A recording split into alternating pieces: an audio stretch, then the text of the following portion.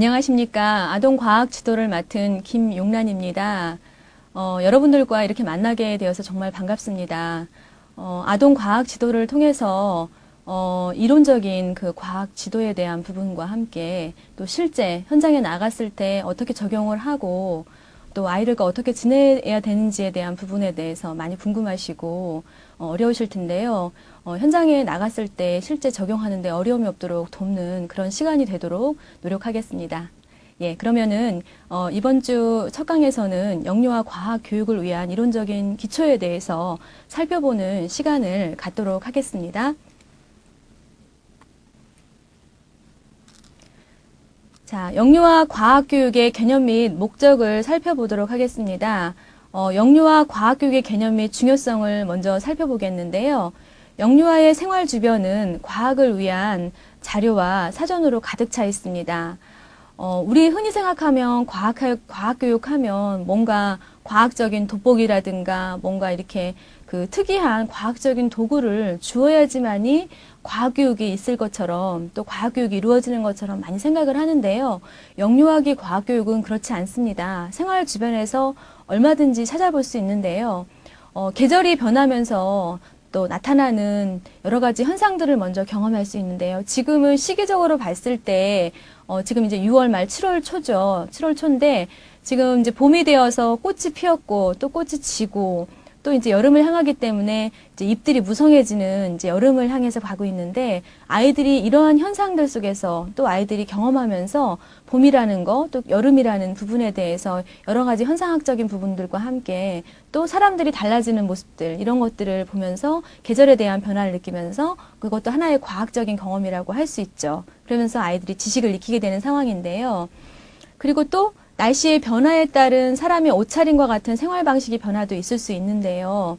그래서 봄이 되면 조금 긴팔을 제가 입은 것처럼 이렇게 긴팔을 입고 또 날씨가 더워져서 5월 말 6월쯤 되면 반팔을 입게 되고 또 여름이 되어서 정말 더워지면 또 에어컨의 변화도 있을 수 있고 또 그거는 또 에어컨의 변화라고 에어컨을 또 아이들이 사용을 한다라는 부분은 또 도구에 대한 부분들까지도 어떻게 보면 아이들이 경험할 수 있는 생활에서 느낄 수 있는 그런 하나의 과학적인 그런 어떤 경험이죠. 그것도.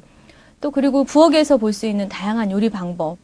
엄마가 요리할 때 보면은 지글지글 뭔가 끓고 그래서 뚜껑이 들썩들썩 하게 되고 또 엄마가 도마에 무엇인가를 놓고 토닥토닥토닥 이렇게 자르시게 되면 나는 소리도 느끼게 되고요. 그럼 뭘 하는지 궁금하니까 아이가 와서 보게도 되고요. 이제 이런 부분들이 다 어떻게 보면 과학적인 자료라고 할 수 있는 부분이겠죠. 그래서 여기에서는 자료와 사전으로 가득 차 있다라는 부분으로 생활 주변을 표현을 하고 있습니다.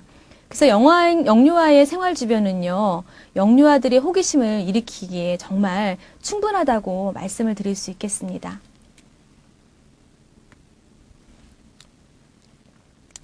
자, 영유아의 본성은요, 과학의 특성과 아주 비슷한데요.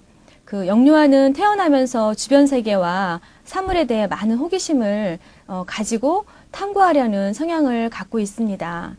그래서 아이들이 태어나면서 처음에는 자기의 그 손도 빨게 되고요. 그리고 발도 빨게 되고, 그리고 옆에 보이게 되면 고개도 돌리게 되고, 누군가 소리를 내거나 부르게 되면 쳐다보게 되는 그런 부분들, 다 하나의 호기심과 관심이 있기 때문에 이제 그런 현상이 나타나게 되는데요. 그래서 아이들은 태어날 때부터 그런 기본적으로 생득적으로 갖고 있다라는 부분을 이야기하는 거예요. 그래서 영유아의 본성은 과학의 특성과 비슷한데요. 그래서 영유아를 타고난 과학자 또는 탐구자라고 부르기도 합니다. 자, 영유아 과학교육의 개념 및 중요성을 살펴보는데 여기에서 영유아를 위한 과학교육을 살펴보겠습니다. 자, 영유아를 위한 과학교육은요, 첫 번째로 영유아의 타고난 호기심을 활발하게 유지하도록 도움을 주게 됩니다. 여러 가지의 환경을, 그러니까 예를 들어서 아이가 방에만 있다고 하면 아이들이 방 안에 있는 것들만 제한적인 그 환경과 요소들 때문에 그 안에 있는 것들만 알게 되겠지만 과학교육에 대한 부분을 아이들한테 제공을 하게 되면 여러 가지 도구, 또 새로운 환경들 이런 것들을 볼 수 있기 때문에 호기심이 활발해질 수밖에 없죠. 그래서 과학교육이 중요하다라는 부분을 이야기하는 겁니다. 그리고 과학교육을 하면서 이제 호기심을 격려해 줄 수 있는 거죠. 여러 가지의 새로운 것들을 놔주면서 이제 호기심을 갖게 하면서 어른들이 옆에서 이제 이것도 볼 수 있고 저것도 볼 수 있고 해주면서 아이한테 호기심을 유발하는 그런 부분들을 이야기하는 거예요. 자, 세 번째로는 영유아 자신이 살고 있는 자연 세계를 발견하면서 배울 수 있는 기회를 제공하게 됩니다. 내가 살고 있는 내 주변만 해도 예를 들어서 내가 아파트에 살고 있으면 뭐 아파트에 나갔을 때 화단에 있는 나무에 대한 생명나무를 볼 수도 있고 또 곤충을 볼 수도 있고 또 여러 가지 뭐 그 아파트에서 뭐 이루어지고 있는 여러 가지 과학적인 그런 상황들도 볼 수 있겠죠. 뭐 기계적인 부분, 엘리베이터에 대한 부분들 또 뭐 요즘은 워낙 아파트들이 훌륭하게 잘 만들어져 있기 때문에 뭐 이렇게 비밀번호를 꼭 눌러야지만이 나간다던가 이런 것도 하나의 다 과학적인 부분이라고 할 수 있죠. 그리고 또 자연 세계를 발견할 수 있는 부분에 대해서는 뭐 지금처럼 아까도 말씀을 드렸지만 지금 이렇게 여름이니까 더워서 나가게 되면 조금 있으면 이제 매미 소리도 좀 들리겠죠. 이제 그런 부분들 다 주변 세계에서 이제 배울 수 있는 거죠. 그래서 과학 부분들은 과학 교육은 그런 기회를 제공하게 되고요. 또 주변 현상에 대한 호기심을 유지하면서 스스로 발견하고 알아가는 문제 해결 과정을 또 경험하게 되죠. 뭐 예를 들어서 아이들이 밖에 나가서 뭐 개미를 봤는데 개미 다리가 몇 개지?